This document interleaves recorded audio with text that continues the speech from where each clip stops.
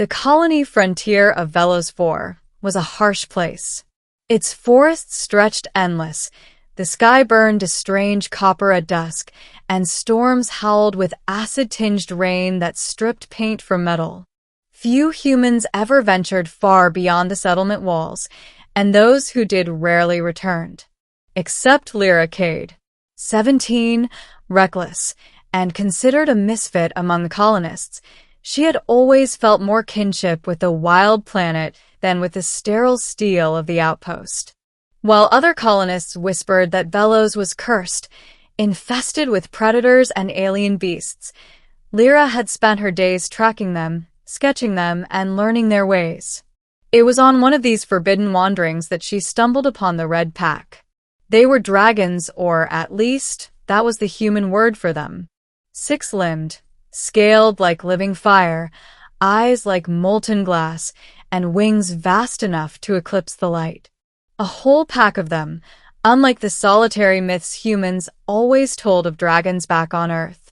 These ones lived in family groups, protective of each other, their roars echoing like thunder across the ridges. At first, they should have killed her. By all reason, they should have torn her apart.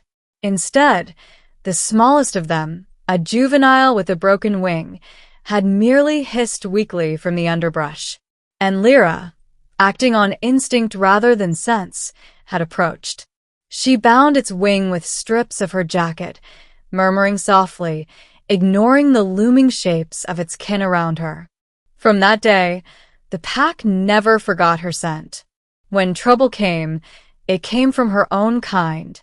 The corporate security forces, known simply as the Guard, had arrived from orbit. They were there for one purpose: to seize Velos 4's most valuable export. Not ore, not water, not even technology. It was the dragons. The corporation had discovered that dragon blood carried extraordinary regenerative properties. A single vial could regrow flesh, cure toxins, even mend fractured bones in hours. It was a billion-credit discovery. To the Guard, the pack wasn't a family, it was a resource. And resources could be harvested. The Guard's traps scorched the forest. Nets crackled with electric fields. The air reeked of smoke and ozone as squads in black armor pushed deeper into the wilderness. Lyra watched in horror as tranquilizer darts sank into scales and younglings cried out while their elders fought, wounded, falling to numbers too great. Something inside her snapped.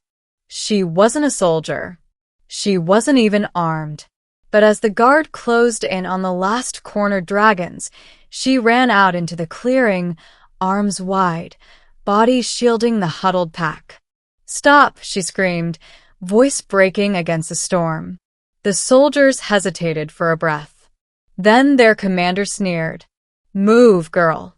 They're property now." Lyra shook her head, every instinct screaming at her to run. But she didn't. They're not property. They're alive. They're family. The rifles rose. One click, one trigger pull, and she would be nothing but another body lost to Velos. She knew it. And yet she held her ground, trembling but unyielding, because to step aside was to betray everything inside her.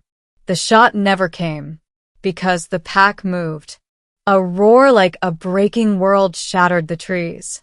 The red alpha, scales brighter than molten steel, surged forward with fury born of blood and loyalty. The Guard fired in panicked volleys, but their rounds ricocheted harmlessly against the dragon's armored hide. A sweep of its wing knocked men sprawling, while the juvenile Lyra had once heel darted beneath her, pressing her gently against its chest like a shield. The pack fought not like beasts, but like warriors, each protecting the other, circling around Lyra as though she were one of their own. When the Guard's commander raised a rocket launcher, Lyra did the unthinkable. She ran toward him, throwing herself into the weapon's line. The rocket fired too soon, exploding against a tree, but her body slammed into his, knocking him flat.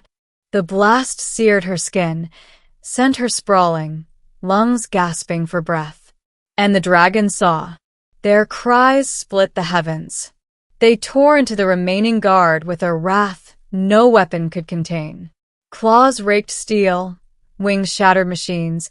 Fire consumed the clearing in a storm of incandescent fury. When the smoke cleared, the invaders were gone, those still alive fleeing into the forest, their machines burning wreckage behind them.